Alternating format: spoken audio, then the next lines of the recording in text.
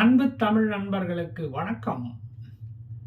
நேற்று பாராளுமன்றத்தில் மோடியின் ஆக்ரோஷமான உரையை கேட்டு நிலைகுலைந்து போனது காங்கிரஸ் கட்சி மட்டுமல்ல, இந்தியாவும் தான்.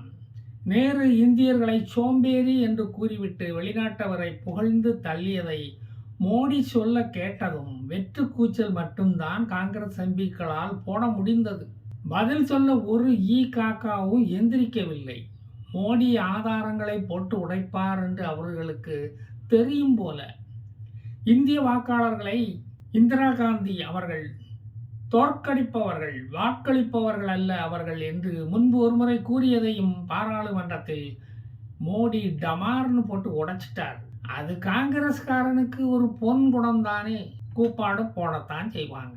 ஏயா கடைசி கூட்டம் வரைக்கும் எங்களை வச்சு செய்வீங்களாடா? வெளிநடப்பு செய்து வெளியே போனால் திரும்பி வர முடியாது என்பது அவர்களுக்கு நன்றாகவே தெரியும். இது கடைசி பாராளுமன்ற கூட்டம். அப்புறம் நாங்கள் திண்ணையில் தான் போய் உட்காரணும். 2024க்கு பிறகு வரவே முடியாது, நுழையவே முடியாது என்பதை உணர்ந்து கூச்சலோட அவங்க நிறுத்திக்கிட்டாங்க. புத்திசாலிங்க. அதனால தான் மோடி கூச்சல் போடும் காங்கிரஸ்காரர்களை பார்த்து, உங்களுக்கான நிரந்தர சீட்டு பார்வையாளர்கள் கேலரியில் உள்ளது, பாஸ் வாங்கிட்டு தாராளமாக அங்கே போய் உட்கார்ந்துக்கலாம் அப்படின்னு நக்கலா சொன்னார்.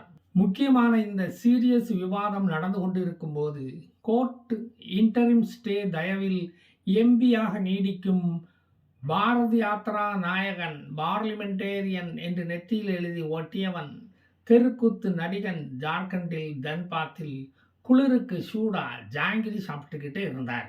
மற்ற கட்சிகள் எல்லாம் 2024 தேர்தலுக்கான வியூகங்களை அமைத்து கொண்டு இருக்கும்போது, தேர்தல் வேலையில் அவர்கள் இருக்கும்போது, காங்கிரஸ் மட்டும் 2029ஆம் வருஷம் நடக்கும் தேர்தலுக்கான வேலையில் இறங்கிவிட்டார்கள். எப்போவுமே அவங்க ரொம்ப அட்வான்ஸாக தான் இருப்பாங்க. மத்திய பிரதேசத்தில் காங்கிரஸ் மாநில பொதுச் செயலாளர் ஜிதேந்திர சிங் ராகுல் போகும் பாதையில் ஆட்ரா ராமா ஆட்ரா ராமா என்று ரோடு ஷோ நடத்தும் அந்த இடம், காலம், நேரம் இவைகளை முடிவு செய்துவிட்டு விரைவில் அறிவிப்போம் என்று கொஞ்சம் கூட சிரிக்காமல் சொல்லியிருக்காரப்பா. இந்தி கூட்டணி ஃபைனல் ரிசல்ட்டு ஒருவேளை அவருக்கு தெரிஞ்சு போச்சோ என்னவோ. 6 நாளில் 650 கிலோமீட்டர் பஸ்ஸும் நடையுமாக கடந்து வந்து விட்டார் ராகுல். தேர்தல் கூட்டணி பற்றி பேச எனக்கு என்னத்தையா தெரியும்? அதுக்கு தான் முட்டி வழியால் நடக்க முடியாமல் தள்ளாடி கொண்டு இருக்கும் நம்ம பெருசு மல்லிகார்ஜுன கார்கே இருக்காரு. அவர் பார்த்துப்பார். அவர் காங்கிரஸ் கட்சி மாதிரியே நடந்து வந்து பேச்சுவார்த்தையை நடத்துவார்.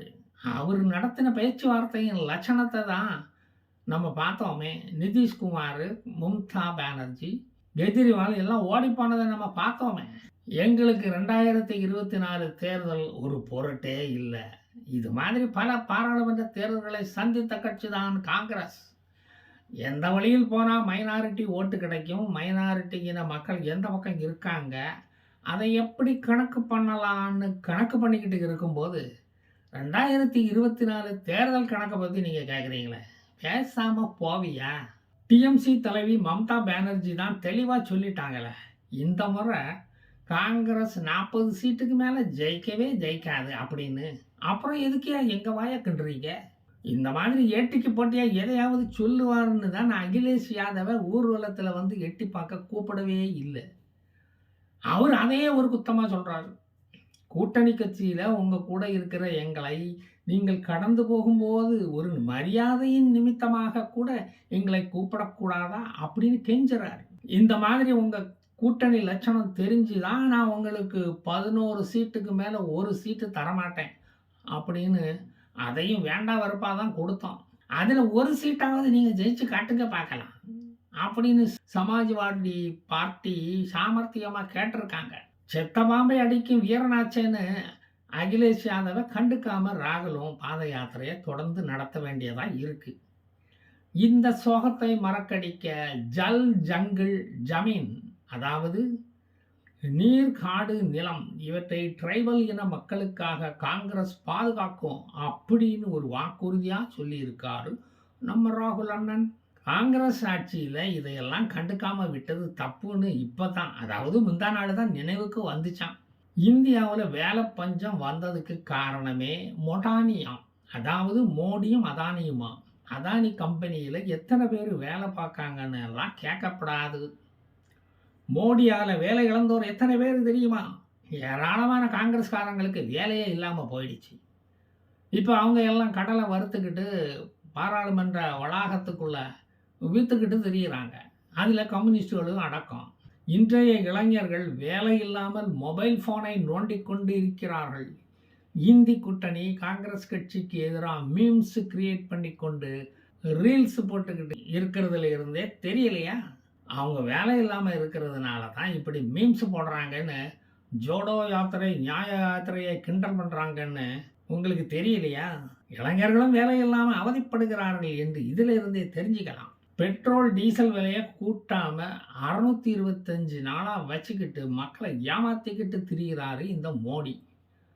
பெட்ரோல் உயர்வுக்கு நாங்க போராடி பேர் வாங்கக்கூடாது, போராடி பேர் வாங்கக்கூடாதுன்னு தான் இந்த சதியை அவர் பண்றாரு. ஒப்பக் நாடுகள் கிட்ட நாங்க வாங்கின ஆயில் பாண்டு கடனை அடைக்கத்தான் போராடுறதா பீலா விடுறாரு. அப்படி சொல்லி எங்க காதுல பெரிய தாமரை பூவா எடுத்து வைக்கிறார். அதானியின் வளர்ச்சியை இந்தியாவின் வளர்ச்சியா காட்டுறாரு இந்த மோடி. அது மட்டுமா, Reliance company, Tata company, Birla company, Bharat Petroleum, Bajaj company, Bharat Aluminium, Bharat Forge, Biocon, Coal India Limited, இந்த கம்பெனி எல்லாம் வளர்ந்தா அது இந்தியாவின் வளர்ச்சியாக காட்டுறாரு. என்ன ஒரு அயோக்கியத்தனம்! இந்த லிஸ்ட்டில் Coca Cola company, Pepsi company பேர் மருந்துக்கு கூட இல்லை. இதிலிருந்தே தெரியலையா மோடியின் ஓர வஞ்சனை? அகிலேஷ் யாதவ் பாத யாத்திரைக்கு கூப்பிடலைன்னு ஏன் முந்திரி கொட்டையாட்டம் பேப்பருக்கு பேட்டி கொடுக்குற? உங்கள் ஊரில் நாய் பிடிக்கிறவன் முன்னக்கூட்டி சொல்லிக்கிட்டா வரான். அவன் திடீர்னு தான் வருவான். சொல்லிக்கிட்டு வந்தால் தான் எல்லா நாயும் ஓடி போயிடுவேன். திடீர்னு வந்தால் தான் நாய்கள் சிக்கும். இந்த அடிப்படை அறிவு கூட இல்லாதவனை கூட்டிக்கிட்டு இந்தி கூட்டணியில் திரிய வேண்டியதாக இருக்குது. எல்லாம் நம்ம தலை விதி.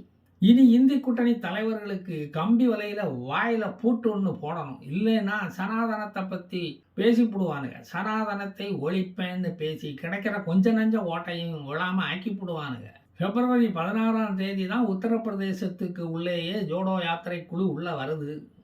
அதுக்குள்ளே உனக்கு என்னையா அவசரம்? கூப்பிடலைன்னு கிடந்து துடிக்கிற, ஒப்பாரி வைக்கிற. வந்தால் தான் பொட்டி பொட்டியாக நாய் பிஸ்கட்டு போடுவோம்ல. இப்போ தான் சம்பை சோரன் கிட்ட எப்படியா நம்பிக்கை ஓட்டெடுப்பில் இருந்து தப்பிச்சேன்னு துக்கம் விசாரிச்சுக்கிட்டு வர்றேன். 67 நாளில் 6713 கிலோமீட்டர் தூரம் 15 ஸ்டேட்டை கவர் பண்ணி கடக்கிற ரகசியத்தை அவருக்கு சொல்லி கொடுத்துட்டு வாரேன். ஹேமந்த் சோரனும் வில்லையும் அம்பையும் எடுத்துக்கிட்டு கிளம்பலான்னு யோசிச்சுக்கிட்டு இருக்காரு பாத யாத்திரைக்கு. அவர் பாத யாத்திரைக்கு போனால் அவர் கட்சி எம்எல்ஏக்கள் பிஜேபிக்கு பாத யாத்திரை கிளம்பிடுவாங்களோன்னு பயந்துக்கிட்டு இருக்காரு மனுஷன். ஒவ்வொரு கட்சியிலும் பாத யாத்திரை போவதுக்குன்னே பொறுப்பில்லாத தலைவன் என்ன மாதிரி ஒருத்தனை நியமிக்கணும்னு நான் சொன்ன எவன் என் பேச்சை கேட்குறான். இந்த நிர்மலா சீதாராமனை பார்த்தீங்களா? 2047 இந்தியாவை ஒரு வளர்ந்த நாடாக ஆக்கி காட்டுவோன்னு சொல்லியிருக்காங்க. அப்படின்னா 2047 வரை பிஜேபி தான் ஆட்சியில் இருக்குமா? என்ன ஒரு அநியாயமாக இருக்குது. திமுக கூட 2.5 வருஷத்தில் தமிழ்நாட்டை வளர்ந்த மாநிலமாக மாற்றி காட்டிவிட்டது. நம்பர் 1 மாநிலமாக வேற ஆயிடுச்சு. அதனால நம்பர் 1 முதல்வராக நம்ம ஸ்டாலின் ஐயா பலம் வந்துக்கிட்டு இருக்காரு. அதை கூட கிளாம்பாக்கம் பஸ் நிலையத்தில் மக்கள் கூடி கூடி இப்பவும் பேசிக்கிட்டு தான் இருக்காங்க. அந்த மாதிரி பண்ண உங்களுக்கு திராணி இருக்கிறதா? தெரியலன்னா கேட்டு படியா. சூரிய மின்சாரம் தயாரித்தா 300 யூனிட் இலவச மின்சாரம் தருவாங்களாம். கழக ஆட்சியில் எந்த உழைப்புமே செய்யாமல் 100 யூனிட் இலவசமாக கொடுக்குறோமே, அது அவங்களுக்கு தெரியலையா? சோம்பேறி தமிழனாக இருந்தாலே ஒரு 100 யூனிட் மின்சாரம் கொடுக்குறோம். இளம் விதவையாக மாறினா மாதம் 1000 ரூபா கொடுக்குறோம். சோம்பேறிகளுக்கு மாதம் 10 கிலோ இலவச அரிசியை மத்திய அரசிடம் வந்து வாங்கி லேபிள் போட்டு கொடுக்குறோம்.